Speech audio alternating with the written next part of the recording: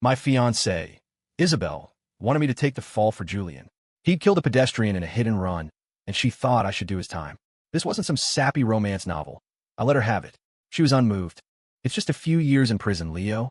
You're used to the gutter. It's nothing to you. But Julian's future can't have a stain like this. When I refused, she snapped her fingers. 3 of her bodyguards stepped forward, each one built like a brick shithouse, their faces set in grim lines. Across the dinner table, my parents stared down at their plates, their silence a clear sign of their consent. A minute later, I was on the floor, spitting a mouthful of blood onto their polished hardwood. My gaze traveled over the bruised knuckles of the bodyguards to meet Isabel's cold, indifferent stare. I managed a weak smile. Sloppy work, I coughed. Lost by a hair. Julian, who'd been hiding behind Isabel the whole time, stepped forward with a phony, sympathetic smile. Leo, man, I'll never forget this. You're a real brother. I crooked a finger, beckoning him closer. He leaned down. Arg. A steak knife was now buried in his eye socket. He clutched his face, his scream echoing through the cavernous dining room as he collapsed, writhing in agony on the floor. I burst out laughing, my wild eyes locking with my stunned parents and my speechless fiancée. I'm not beneath any of you. I roar, my voice raw, and nobody gets to push me around. I got 5 years for aggravated assault. Not long after I went inside, I met this strange old-timer. He handed me a beat-up paperback, his lips pulling back to reveal a row of yellow teeth. Kid, I can tell you've got good bones. Ever think about taking up a real trade? I glanced down at the cover. A few bold words stared back at me. The chill burn technique. 2 years later, I was out on parole for good behavior. The warden's office had notified my family. Isabel was waiting for me outside the prison gates. She wore a flowing white dress, her long hair pulled back, looking every bit the elegant, untouchable swan. I, in my prison-issued sweats, was the ugly duckling they tried to drown. She looked me over, her eyes as cool and distant as ever. When we get home, you'll apologize to Julian.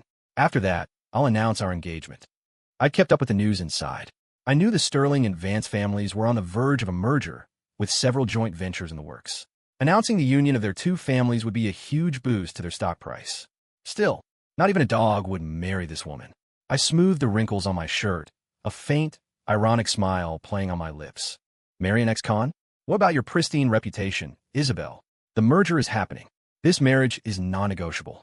I don't have a choice, she said, her expression tinged with a helplessness that didn't quite seem genuine. As if she wasn't entirely opposed to the idea. Could she actually have feelings for me? I shook my head, dismissing the ridiculous thought. She probably just figured I was a better option than the adopted son, Julian. He wasn't a true Sterling, so there was no guarantee he'd inherit the family empire. Besides, Isabel would never marry a one-eyed man. I was the Sterling's long-lost son, found and brought back 3 years ago. I thought I was finally getting a real family, a happy life. Instead, I found that Julian had completely replaced me. The 20-plus years of affection they had for him easily outweighed any biological tie to me. I'd grown up in the slums of the city's industrial district. I was oil to their water. My father, Robert, found my very existence an embarrassment that needed to be managed and disciplined. My mother, Eleanor, would preach about loving us both equally, then showered Julian with affection while finding new ways to humiliate me.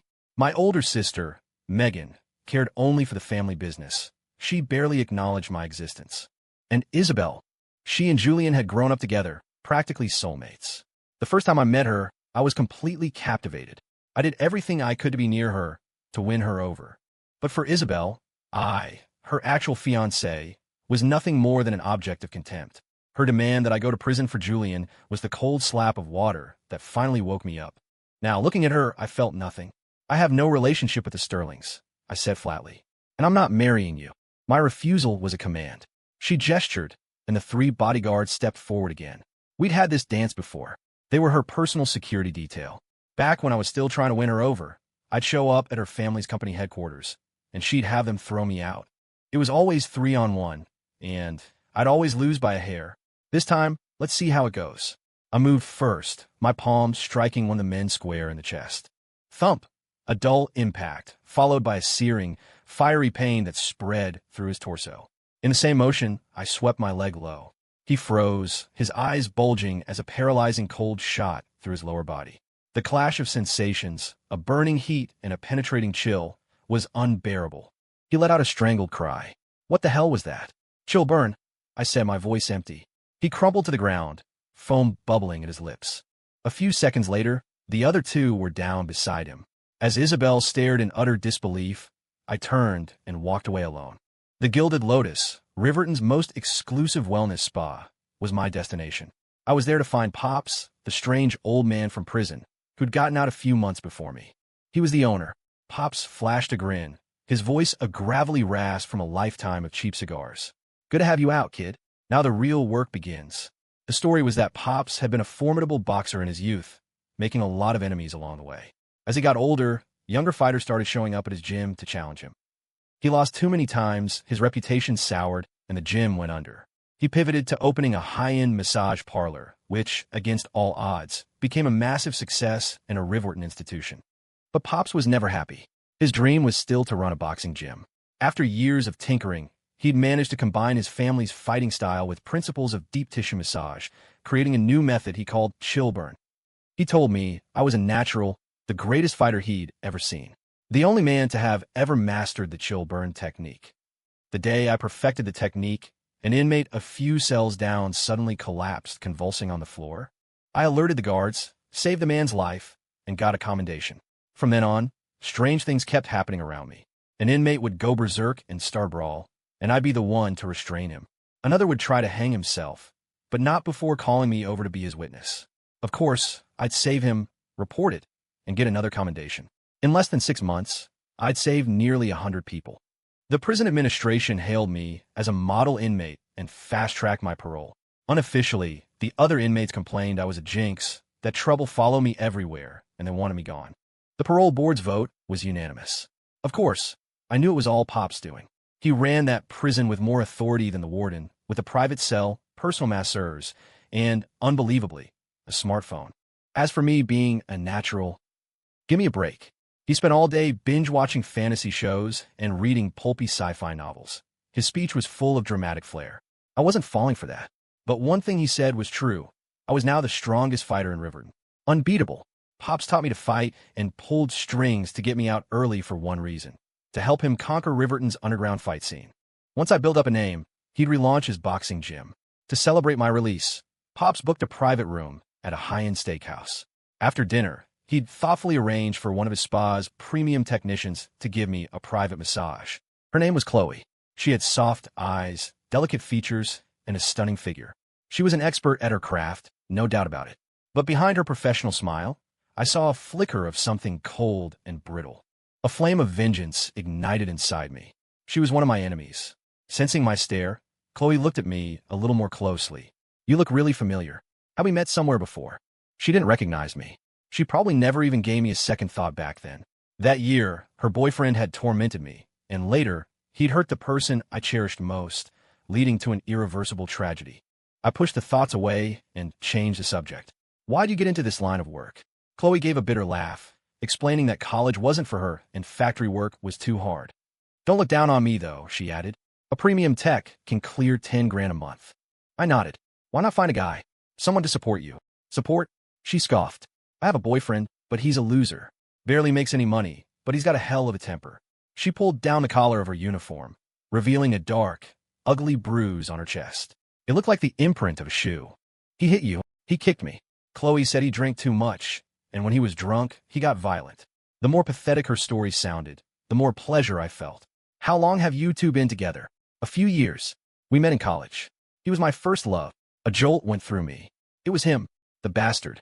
Perhaps dredging up the past made her emotional. Chloe slowly leaned her head against my shoulder, her hair cascading down, smelling faintly of jasmine. If he was half the man you are, my life wouldn't be so hard. Oh, and what do you know about me? I asked, curious. You're the one Pops chose. That means you're special. Chloe knew more about Pop's past than I did. Turns out, he'd been a heavy hitter for the local mob before going straight. Even after his gym was forced to close, he never used his old connections to get revenge. He was, in his own way, an honorable man.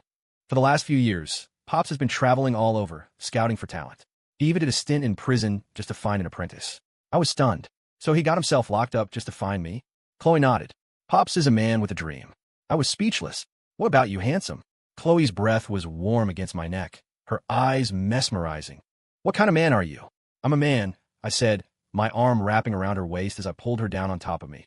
Back at the Sterling mansion, Robert was furious when he heard I was cutting ties. That ungrateful brat.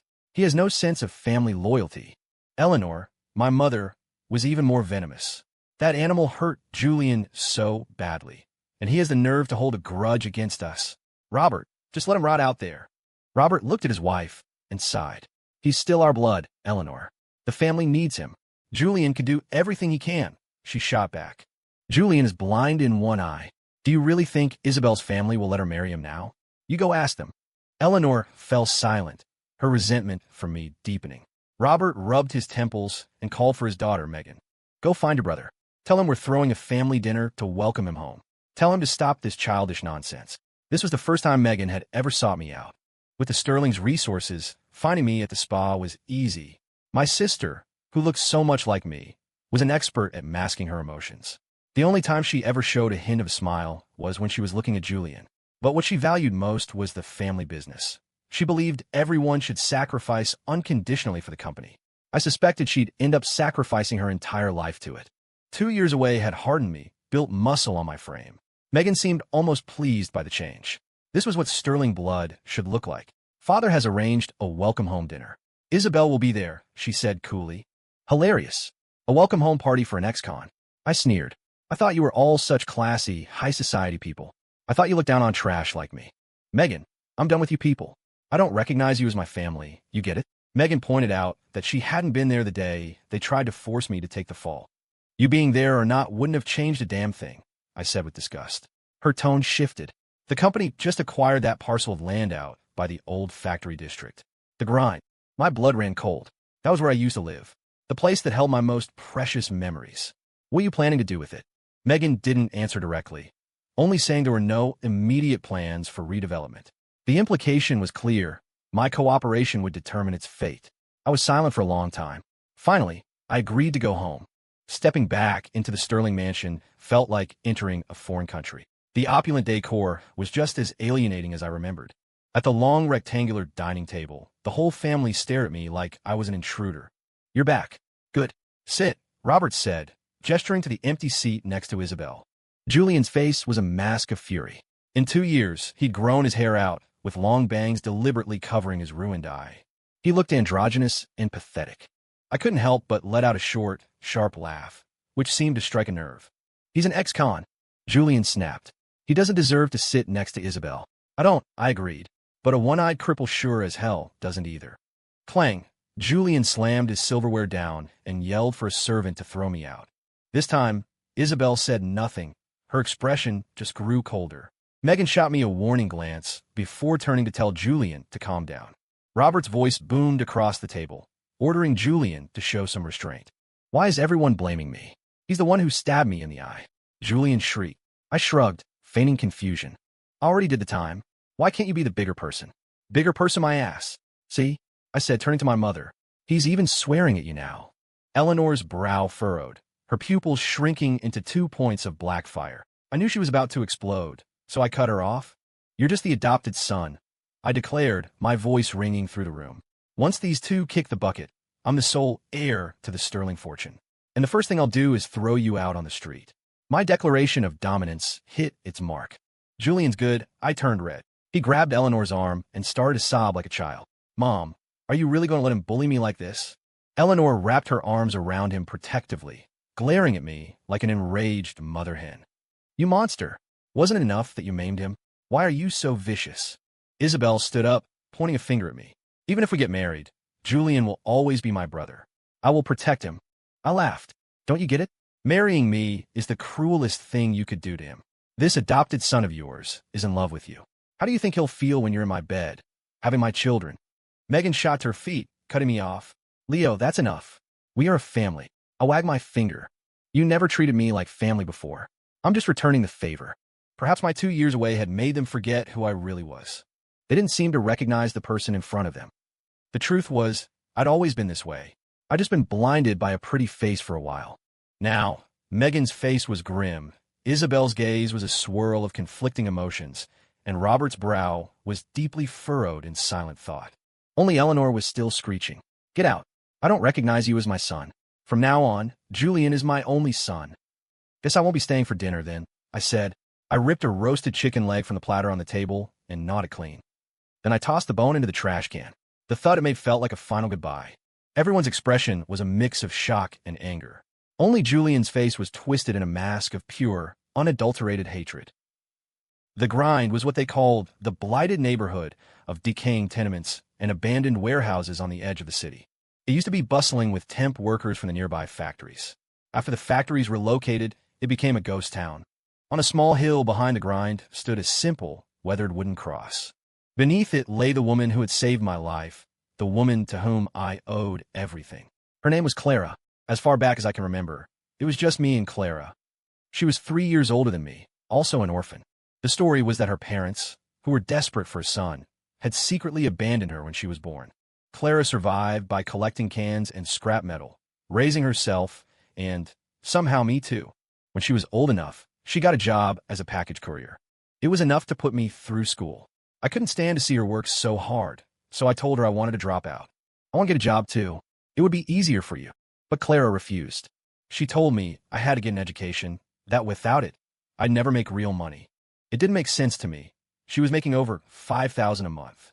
She'd tell me stories about people who studied hard, got into good careers, and made tens of thousands a month.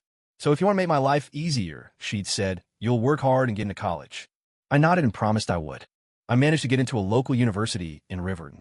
It was a third-rate school, mostly known as a place for rich kids to buy a degree, but I chose it so I wouldn't have to be apart from Clara. It was a mistake.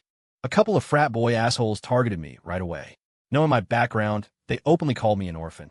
The taunt opened up old wounds, making me timid and unwilling to fight back against their bullying. But they escalated, trying to steal my living expenses. That money was from Clara. It was more important than my own life. I wasn't giving it to them. That time I fought back. The result was 7 or 8 of them beating me senseless. Smash! A beer bottle shattered against my head. Blood streamed down my face, blurring my vision. The world started to spin. Through the haze, I saw a slender figure running toward me. It was Clara. She was swinging a tire iron, driving the bastards away from me. Afterward, Clara went straight to the university administration and demanded the students be punished. She wouldn't let it go, even calling a local news station to get reporters involved. The university, fearing a scandal, expelled the students who'd assaulted me. After that, no one ever dared to bother me again. Clara told me I was born just the same as them, that I was no less of a person. From now on, no one gets to bully you. I swear it. When I first came to the Sterling house, I saw a hint of Clara in Isabel's face, and it threw my world off its axis. Now, the Sterlings own the land where Clara was buried. The thought of moving her grave became an urgent, burning need. I'd already found a perfect spot for her ashes, a niche in a respected local church that would cost $50,000. Unfortunately, I didn't even have $1,000 to my name. After a couple of idle days, Pops took me to a fight. It was in the basement of a warehouse. An underground match. I was confused. I thought you went straight. He shot me a glare. I don't have a license, do I? We gotta do a few of these on the down low. Once you make a name for yourself, the sponsors will come knocking. I just roll my eyes at him. I stepped into the ring. The bell rang. My opponent went down. A one-punch knockout. I went to collect my winnings from Pops. The bastard handed me $500. I was furious. We agreed on 20 grand a win. Are you trying to rip me off? Hell, you still owe me, he barked. It was for tuition for the Chilburn technique. He theatrically tapped a few numbers into a calculator and shoved it in my face.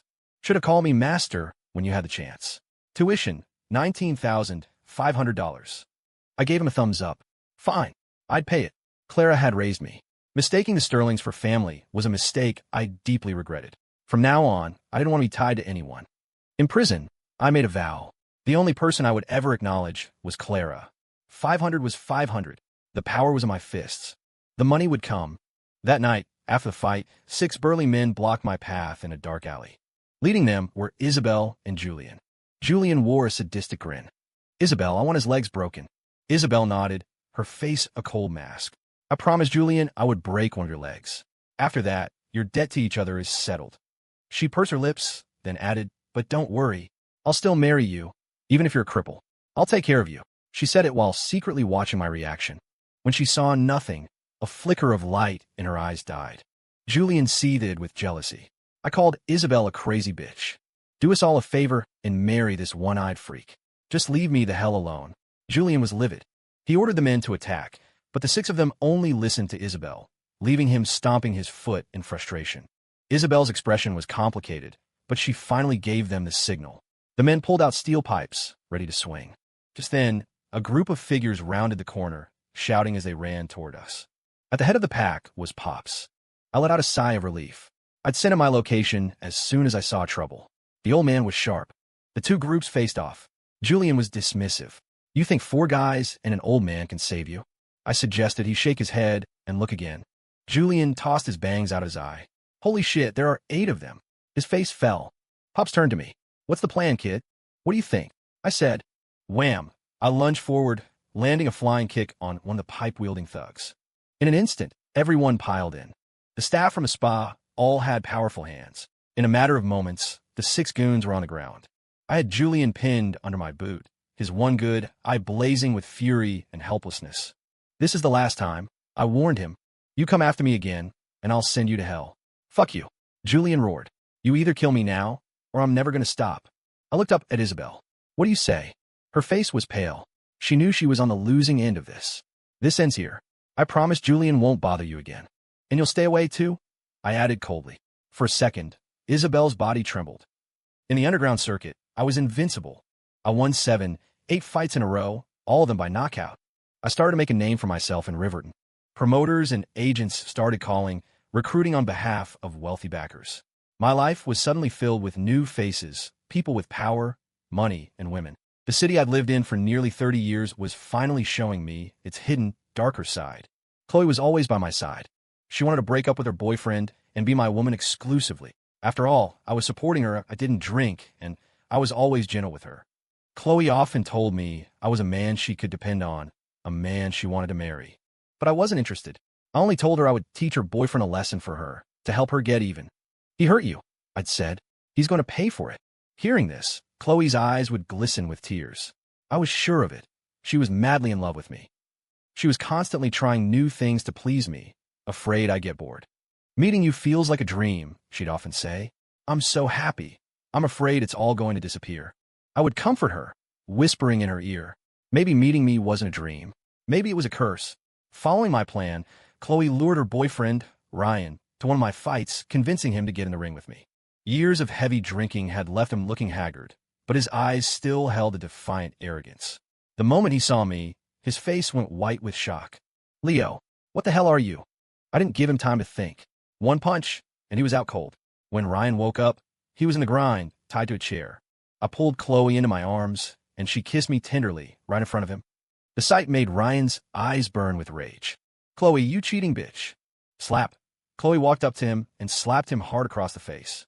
She admitted everything. I've been Leo's woman for a while now. What are you going to do about it? Ryan coughed up a mouthful of blood, his face a portrait of despair. You whore. I curse you. I hope you die a miserable death. I was with you for years, Chloe screamed back. And what did I get? Nothing but beatings. You're the one who deserves to die. Baby, I said softly, handing her a steel shovel. Why don't we cripple him? I'm afraid he might actually try to hurt you. Thinking of all the abuse she'd suffered, Chloe's face hardened. She took the shovel and brought it down on Ryan's limbs. Thud, thud, thud. With his arms and legs broken, Ryan could only wail. Chloe, you're heartless. You're a monster, a slut. I steadied Chloe's trembling hands, whispering in her ear. See? He's not going to let you go. Why don't you make him disappear for good? Chloe froze, hesitating. He's crippled. He can't hurt me now.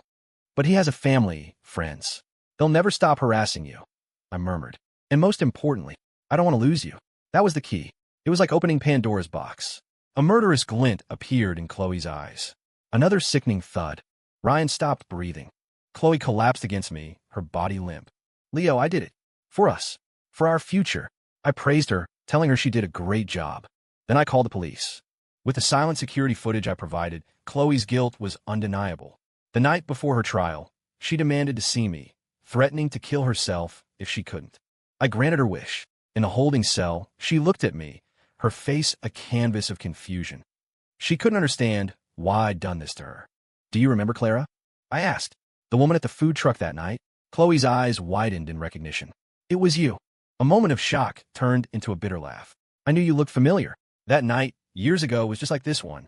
Ryan, Chloe, and their friend were eating at a late-night food truck when they saw Clara. Ryan, still bitter about being expelled for bullying me, convinced 3 of his friends to go after her.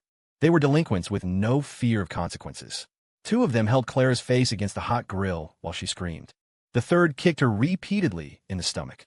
She lost a lot of blood. If a passerby hadn't called 911, she would have died right there. The 3 guys who attacked her went to prison. But Ryan and Chloe got off with a civil penalty. Chloe looked lost, but Ryan and I never touched her. I understood what she meant, but I didn't care. If you 2 hadn't egged them on, she wouldn't have died later from her injuries. This is your karma. She still had one last question, but I answered it before she could ask. I never loved you. Chloe was sentenced to life with the possibility of parole. She thought her life was over, but she was still young. She had a chance to get out one day, but I wouldn't give her that chance. I bought a niche for Clara in the memorial wall of the best church in Riverton. I didn't want to bury her in the ground, because I was afraid that after I died, there would be no one left to visit her grave. In the church, there would be constant prayers and offerings, a fitting eternal home for orphans like us. But when I brought a crew to the grind to exhume her remains, I found the wooden cross splintered and the ground dug up. Clara's urn was gone. In that instant, a chilling dread washed over me. After checking traffic camera footage from the area, I saw it. Julian had been to the grind, and I knew instantly it was Megan's idea. Back when I first lived with the Sterlings, I went to the grind every month to visit Clara's grave. Megan was the only one who knew. She'd even had my past investigated, so she knew exactly how much Clara meant to me. At the time, she'd sneered at me. The lower classes are always so sentimental. It proves what you are. I'll never forget the look of contempt on her face. When she'd asked me to come home, she had hinted at using Clara's grave to control me. That bitch. Using the dead as a bargaining chip, over and over. She had to die. I stormed into the Sterling Corporation headquarters and burst into the CEO's office. Megan, where are Clara's ashes? Ms. Sterling. He forced his way in. I couldn't stop him. I'll call security right now, my sister's assistant stammered, rushing in behind me. Megan closed the file she was reading. She wasn't surprised to see me. It was as if she had expected this. She dismissed her assistant and gestured for me to sit. As long as you do as Father asks, and marry Isabel, I'll tell you where they are. Using the dead for leverage. You're disgusting. She was unfazed. That makeshift grave was an embarrassment. I was just helping you move her to a better place. Consider it compensation for how we treated you in the past. We may have neglected you, but Julian has paid a price for what happened. We should all just move on. If you put the family first from now on, Father and I will make sure you're taken care of, she said, her voice calm and persuasive, hoping I'd abandon my convictions and be a good little son. Megan thought she had me under her thumb, but I was already past the point of reason. Smack. I threw my phone down on the desk in front of her. The screen was playing a video. It showed Julian standing in front of a dumpster, opening a small black box, and scattering a cloud of white dust into the trash. That was Clara's urn, I said, my eyes bloodshot. I lunged forward and wrapped my hand around Megan's throat. All of you Sterlings, you all deserve to die. I swear on my life, I hissed. I will send every single one of you to hell. Megan's lips trembled uncontrollably, the color draining from her face. I didn't know he would do that. I just wanted to do something for you, really. I meant no harm. I let go. She slumped to the floor like a discarded rag. After I left, a traumatized Megan went home. When Robert found out what had happened, he was enraged. He summoned Julian and unleashed his fury. You foolish boy. Have you no respect for the dead? How could you do such a thing? Julian hadn't expected to be found out so quickly. He stood there dumbfounded. Just then, Eleanor walked in and immediately moved to shield Julian. After hearing the story, she turned on Robert. That little monster blinded Julian, and he has yet to apologize. Julian was just getting revenge. It's perfectly reasonable.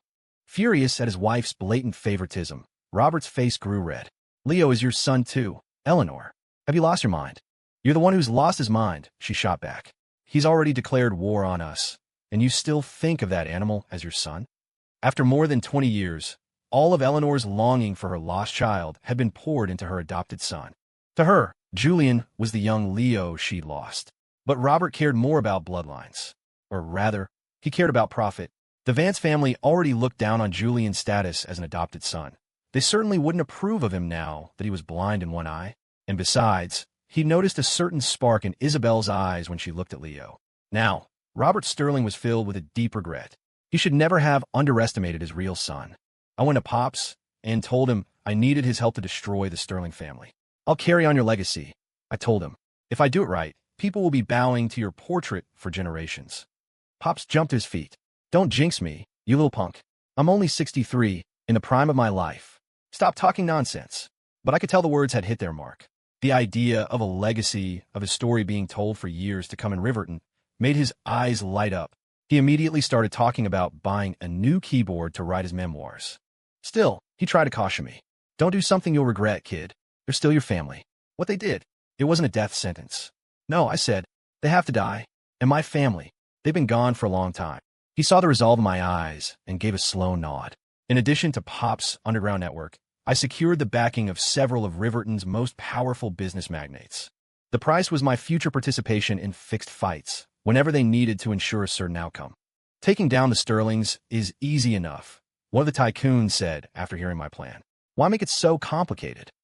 Because, I told them, I don't just want to take them down. I want to send every last one of them to hell. The tycoon just shrugged. You're one twisted son of a bitch, kid. I contacted Robert Sterling and told him I was ready to come back to the family and marry Isabel. My one condition, Julian had to go. Robert agreed, promising to smooth things over with Eleanor.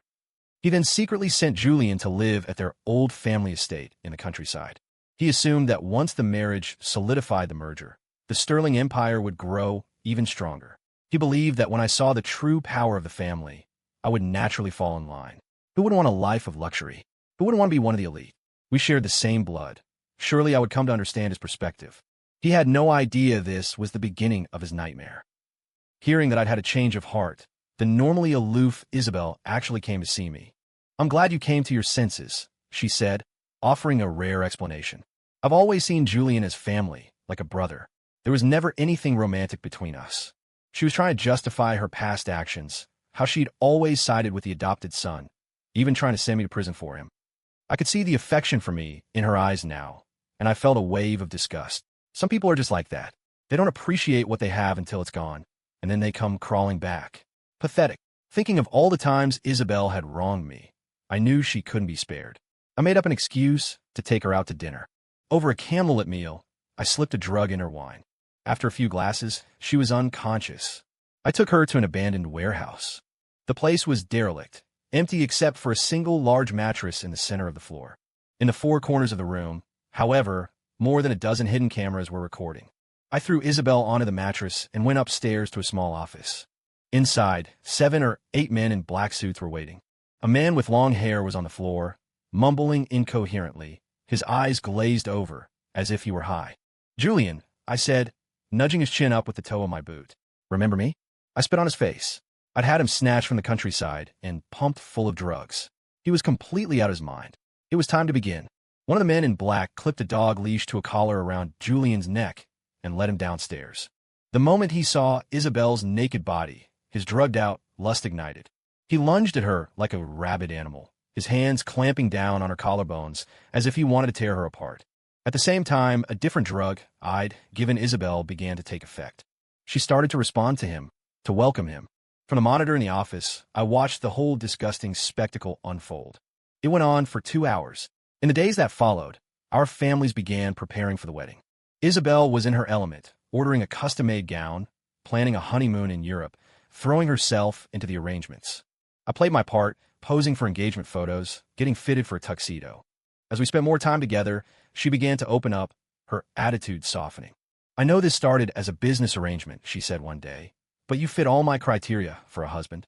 I hope our marriage can be based on love. We can build it. My parents had an arranged marriage, and they're happy. It was clear she was pinning all her hopes on our future together. On the day of the wedding, the ballroom was packed.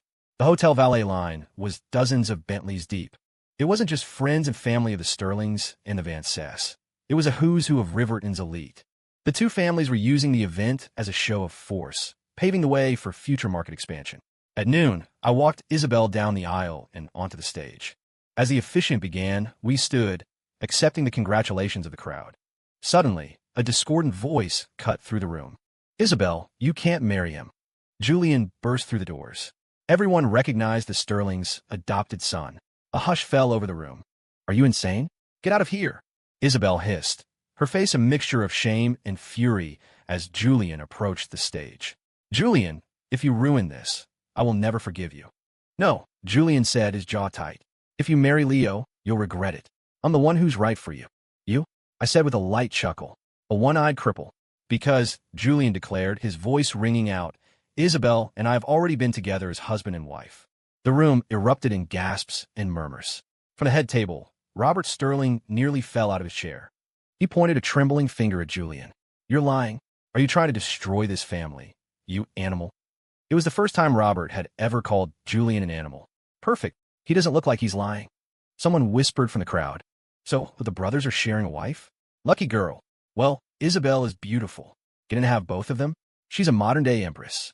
The foul jokes and snide comments spread like wildfire. Isabel's face went white. She slapped Julian hard across the face, her eyes filled with a murderous rage. Julian clutched his cheek, hesitating, the words he wanted to say trapped in his throat. I clapped him on the shoulder, a look of disappointment on my face. "It's okay. Let me help you out." A giant screen descended from the ceiling. As the guests watched in confusion, I projected the video I had so carefully preserved. A few seconds later, screams erupted from the women in the audience. Some covered their eyes, but the graphic sounds from the speakers were unavoidable, forcing them to peek through their fingers. Most of the men, however, watched with rapt attention, as if studying a new technique. "No, that's a deep fake. That's not me," Isabel shrieked, her voice raw. "Turn it off. Don't look." But the venue was staffed by my people. The Vance family's bodyguards had been neutralized long ago. No one listened to her. She tore at her hair, collapsing into a heap among her bridesmaids, sobbing hysterically. With a loud thud, Isabel's father collapsed, having fainted from shock. Her mother rushed to his side, frantic and helpless. The Sterlings were paralyzed with shame. Robert's face was beet red as he turned on me. "You bastard! Are you so bent on revenge that you destroy your own reputation too? To drag them all down to hell, I would gladly sacrifice my life, let alone my reputation." Robert Sterling would never understand that from the day they desecrated Clara's memory, it was a war to the death. The scandal was the nail in the coffin. The Sterling and Vance families were publicly crucified. Business rivals immediately pounced, and negative stories flooded the internet. The reports focused on the quality of Sterling products, complete with official-looking lab results claiming some of their best-selling items contain carcinogens. Normally, Robert would have lawyered up and fought back. But this time, Riverton's most powerful tycoons moved in concert, cutting off all of the Sterling suppliers and freezing them out of the market. Regulatory agencies sent inspectors to seize their inventory for testing. Robert knew it was over.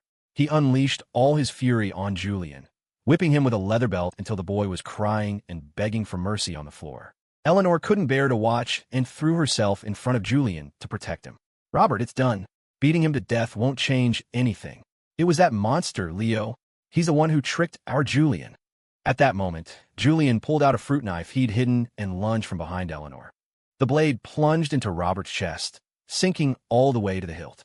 Amid Eleanor's piercing screams, Robert Sterling died, his eyes wide with disbelief, that final expression of shock frozen on his face forever. Julian fled after murdering his adoptive father. Eleanor fainted and was hospitalized. The Sterling Empire was on the verge of complete collapse. The other tycoons moved in to carve up the remains of the company, and all its employees were laid off. Megan Sterling, once a rising star in the business world, was now a pariah. The city's power brokers had put out the word. Anyone who hired her would be an enemy, and they would be destroyed. No one dared to cross them. Megan finally understood. Someone was intentionally orchestrating their ruin. She had assumed my only connection was to Pops and his small-time underground network. She never imagined that the most powerful men in Riverton were helping me get my revenge. As Megan desperately tried to figure a way out of her predicament, I was preparing to deliver the final blow. The warehouse. When we met again, Megan was a different person. Her former arrogance was gone, replaced by nervous anxiety. "Leo, I was wrong. I'm so sorry. Julian is a monster. He killed Dad. He won't get away with it. You're my only brother now. I'm begging you. Please give me a chance to make it up to you." If she could have brought back Clara's ashes, I might have considered stopping, but it was too late for that. I pulled out my phone and played another video for her. It showed several men digging up Robert Sterling's fresh grave, taking the urn and tossing it into the back of a garbage truck. An eye for an eye. Now, it was the Sterling's turn. Megan broke down, screaming at me. "He was your father, Leo. Your own father. How could you? You'll regret this, Leo. I swear to God. You will regret this, she shrieked, trying desperately to appeal to some sliver of familial sentiment she thought I might still have. She failed. With a soft thud, Megan fell to her knees before me. Please, I'm begging you. Tell me where that garbage truck went. A garbage truck? It went to the dump, of course. I helped her to her feet and had my men bring over a small table. You know, I said gently, and all the time I was home, we never had a meal alone, just the two of us. No time like the present. You won't refuse me, will you, big sister? Megan stared at me, dumbfounded. She had no appetite. But Dad's ashes. We'll talk after we eat, I said, cutting her off. I had a chef bring out a single bowl of fried rice. I pointed to it. Your favorite. I had a chef flown in from out of state just to make it for you. This bowl would cost $500 in a fancy restaurant. The colorful rice smelled incredibly fragrant. Megan gave a weak, bitter smile. You don't have to do this. 15 minutes later, she had forced down every last bite. Was it good? I asked. Yes, she nodded. It was the best I've ever had. Now, can you please tell me where Dad's ashes are? She was convinced this was just another one of my cruel games, a way to force her to have a meal with me. She probably thought I was just acting out, desperate for some kind of family connection. A look of pity crossed her face. Leo, you don't have to be this way. I promise from now on, I'll be a good sister to you. I'll make up for all the lost years. No need for that, I said, a cruel smile spreading across my face as I told her the truth. The secret ingredient that makes it so delicious? It's the ashes. They give the rice a unique texture. Megan's eyes went wide, her heart seizing as if pierced by 1,000 needles. When she realized I wasn't joking, she began to vomit violently, shoving her fingers down her throat to get it all out. You're an animal, she screamed between heaves. A heartless, inhuman animal. I ignored her insults. They say a tiger won't eat its own cubs. But you just ate your own father. Megan, you're the real animal here. That last sentence was a hammer blow that shattered what little was left of her sanity. After that day, no one ever saw Megan Sterling again. The Sterling mansion. Now, it was Eleanor's turn for regret. The son she doted on had murdered her husband. Her daughter was missing. Her biological son wanted nothing to do with her. She was all alone in the cavernous house. She started coming to the spa, begging for my forgiveness. Son, please look at me. I was wrong. I'm so sorry. I ignored her. I was busy tracking down the details of a recent, horrific traffic accident and pressuring the Vance family to offer up Isabel to take the blame. After what happened to the Sterlings, they didn't dare refuse. The accident was the worst Riverton had seen in years. 3 dead, 5 injured, and the driver had fled the scene. Isabel was arrested and nearly got the death penalty. In the end, the Vances paid a massive settlement to the victims' families in exchange for their forgiveness, and her sentence was reduced to 13 years. I visited her once as her husband. The wedding had been a fiasco, but we were legally married, our union protected by law. If you happen to die in here, I told her casually, I might just inherit the Vance fortune. She showed no emotion, simply stating that I was a heartless, vicious monster. I regret it, Leo, she said, her voice flat. I regret ever crossing you. On that, we could agree. No one gets to bully me. Julian, now a fugitive, was living like a cockroach in the shadows, constantly looking over his shoulder. His paranoia didn't last long. I had him captured and taken to a remote cabin deep in the woods. Inside the cabin was a familiar face, Megan. I broke both of their legs to ensure they couldn't escape, then cut off their food and water supply. Julian immediately started begging, banging his head on the floor. Leo, brother, please. Let me go. I'll disappear. I swear, you'll never see me again. I patted his head like he was a dog, my voice as cold as the grave. Clara's ashes are gone. If I let you live, she'd never forgive me. Be a better person in your next life. I welded the doors and windows shut and settled in to watch their final, depraved performance. At first, they screamed and blamed each other until their throats were raw. When the thirst became unbearable, they drank their own urine. When the hunger set in, they ate spiders, roaches, anything that moved. Finally, they turned on each other. Megan, at least, was still somewhat attractive, which made it easier for Julian to stomach. But when it was his turn to provide, the meal was much less palatable. On the 17th day, Megan died. In his final desperate moments, half-mad Julian committed the ultimate taboo, carving flesh from her body and drinking her blood. It only bought him 2 more days. Eleanor came to find me again. This time, I showed her the video of Megan's final days. When she saw that her daughter hadn't even been left with a complete body, Eleanor collapsed, weeping and pounding her chest. She cursed Julian with the most vile words imaginable, wishing him a painful death from a bolt of lightning. He left to her. For all her grief, she still didn't have the courage to end her own life. A truly selfish woman to the very end. I looked up at the sky. The clouds seemed to form the shape of Clara's face, smiling down at me. I shouted up at her, my voice full of triumph. I did it, Clara. Nobody can ever bully me again. Epilogue. Chloe's perspective. My first day in here, some bitch tried to get me to pick up the soap. I got hemorrhoids that night. Later, I made a friend. Her name was Isabel. The name Leo Sterling was a topic we never ran out of. She was his wife in name. I was his wife in practice. In a twisted way, that made us sisters. I started studying law in the prison library. I learned I had a chance at parole. I'd be middle-aged by then, but not old. I'd have a chance for revenge. Leo, you just wait for me. Huh. But one day, Isabel got a call. Her parents were in danger. Leo was coming for them. No, absolutely not. She started muttering over and over again, like a crazy person. That night, in the dark of our cell, a sharpened toothbrush pierced my throat. As my life drained away, the last thing I saw was a pair of blood-red eyes. Isabel had killed me. The end.